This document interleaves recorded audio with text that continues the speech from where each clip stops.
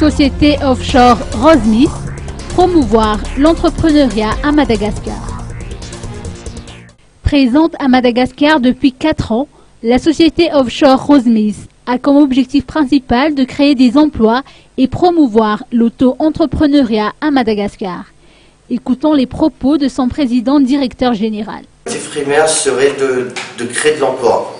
Donc, aujourd'hui, nous, on ne veut pas venir en tant qu'investisseur, d'ouvrir son droit d'appel. Non, c'est pas ça notre but. Notre but, c'est de donner assez de travail aux gens, aux auto-entrepreneurs, pour qu'eux-mêmes, ils commencent à créer leur propre affaire, leur propre chambre d'appel, leur propre bureau de saisie, leur propre bureau de traitement de données, même que ce soit en petit volume. Donc si demain, aujourd'hui, un exemple, que je recrute une personne et que nous formons cette personne de manière à ce que cette même personne puisse former une autre personne, apporter toute la connaissance et le savoir-faire pour développer et améliorer son activité dans l'entrepreneuriat, c'est sûr que d'ici 2019, notre objectif ce serait de créer au moins 250 auto-entrepreneurs à Madagascar.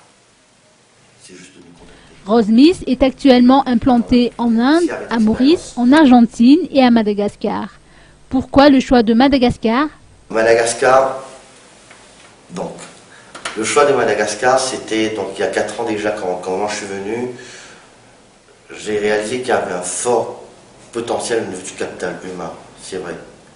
Je ne peux pas le nier comparativement à l'île Maurice et comparativement à notre business model. Madagascar se retrouve dans un des pays dans lequel on a apporté beaucoup plus d'investissement. Parce que déjà le capital humain, il est fort, exploitable, mais pas, je dirais qu'il n'a pas le moyen les gens, ils ont des licences, nos employés, aujourd'hui les gens qui ont travail, ils ont des licences en marketing, mais pas forcément qu'ils ont assez d'emplois, qu'on a assez d'emplois ici. Alors c'est surtout pour le capital humain, je dirais.